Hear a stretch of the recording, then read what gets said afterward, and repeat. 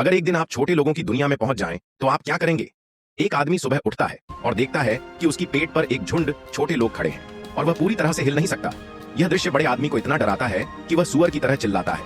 वह जोर से अपनी बाहें उठाता है और जमीन पर गड़ा हुआ लकड़ी का खंभा उखड़ जाता है, जिससे छोटे लोग हवा में लटके रहते हैं। बड़ा आदमी घबरा कर उठता है और छोटे लोग डर कर इधर उधर भागने लगते हैं। बड़ा आदमी ऐसा दृश्य पहले कभी नहीं देखा था और वह डर के मारे अपने पैरों को थपथपाने लगता है। उसे लगता है कि वह शायद नींद में चल रहा था। तभी एक जनरल तेज घोड़े पर आता है। वह एक टूथपिक को उठाता है और बड़े आदमी के पैर में चुभो देता है। फिर एक झुंड सैनिक बड़े आदमी पर हमला करने के लिए दौड़ता है। बड़ा आदमी महसूस करता है कि कुछ उसके पैंट खींच रहा है, लेकिन वह खुद को संतुलित नहीं कर पाता और पीछे की ओर गिरने लगता है। इस दौरान एक सैनिक हैरान रह जाता है और वह बचने के लिए भूल जाता है। फिर बड़ा आदमी उस सैनिक पर गिरकर बेहोश हो जाता है। इसके बाद उसे नगर के केंद्र में ले जाया जाता है, जहां उसे राजा को उपहार के रूप में पेश किया जाता है। लेकिन राजकुमारी को यह कुछ समझ में नहीं आता और वह सवाल उठाती है, क्या सड़कों की जरूरत थी? राजा भी इसे बेकार समझता है और उसे फिर से एक गुफा में बंद कर दिया जाता है। यहाँ वह केवल घास खा सकता है।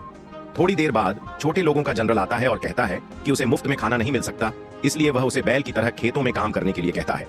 हालांकि जब वह काम करने लगता है तो वह इस काम में माहिर हो जाता है। इसी दौरान दुश्मन देश आक्रमण करता है। पहले एक जासूस गुपचुप से आग लगाता है और फिर वे राजकुमारी को किडनैप करने की योजना बनाते हैं। जनरल यह मौका देखकर अपनी बहादुरी दिखाने के लिए दौड़ता है। वह अकेला ही दुश्मन की ओर दौड़ता है। इस समय जो सैनिक बड़े आदमी की निगरानी कर रहे थे, वे यह नहीं देख पा रहे थे और फैसला करते हैं कि बड़े आदमी को आजाद कर दिया जाए ताकि वह पूरे महल को बचा सके। इस बीच राजकुमारी को दुश्मन ने पकड़ लिया है। अगली ही पल बड़ा आदमी अपनी बड़ी आंखें दिखाता है। वह कुछ लोगों को उठाकर नदी में फेंक देता है और सफलतापूर्वक राजकुमारी को बचा लेता है। लेकिन अब राजा चारों ओर से घिरा हुआ होता है और इसलिए बड़ा आदमी जल्दी से उसकी मदद करने के लिए दौड़ता है। जैसे ही वह वहां पहुंचता है, उसे यह सुनाई देता है कि कोई कह रहा है और अगली पल वह अपनी पैंट उतार देता है। यह दृश्य छोटे लोगों के लिए बेहद चौंकाने वाला था। फिर वह पानी छोड़कर आग बुझाता है। राजा को भी लगता है कि इस पानी का स्वाद कुछ अलग सा है। इस बीच जनरल चिल्लाता है, रोक दो, मुझे बचाने दो। बड़ा आदमी जब यह सुनता है तो वह मुड़कर देखता है और आखिरकार पानी की हर बूंद का सही इस्तेमाल करता है। इसके बाद से बड़ा आदमी देश का हीरो बन जाता है।